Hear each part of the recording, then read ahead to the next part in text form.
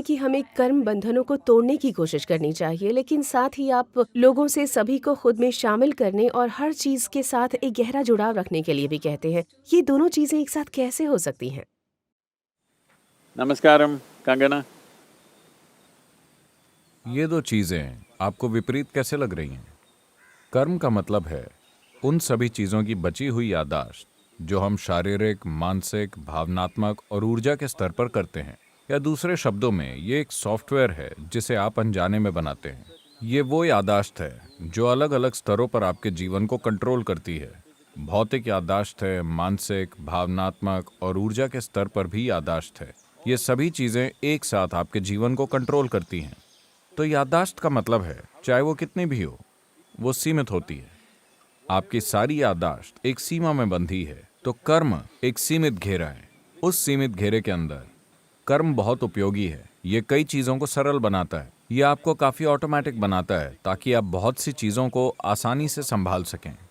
But when you want to expand, a boundary is a problem. लेकिन जब आप विस्तार करना चाहते हैं तो सीमा एक समस्या है। अगर आप अपने घर की सीमा तय करने के लिए एक लकीर खींच देते हैं, अगर आप विस्तार पाना चाहते हैं तो ये बहुत आसान है, बस बाहर चले जाइए। लेकिन मान लीजिए आपकी जान को खतरा था, आपकी जिंदगी खतरे में थी और आपने अपने चारों ओर किले की तरह एक मोटी दीवार बना ली।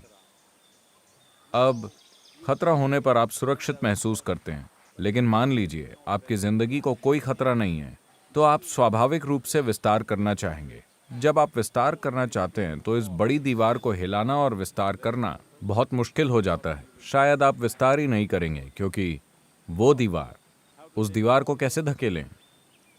तो इसी तरह कर्म या कार्मिक याददाश्त एक तरह की दीवार है जिसे आपने खड़ा किया है। अगर आप इसे ढीला नहीं करते, अगर आप अपने सिस्टम में शामिल करने की भावना नहीं लाते, शामिल करने का मतलब बस सबके साथ दोस्ताना व्यवहार करना नहीं है, अपने सिस्टम को ही समावेशी बनाना।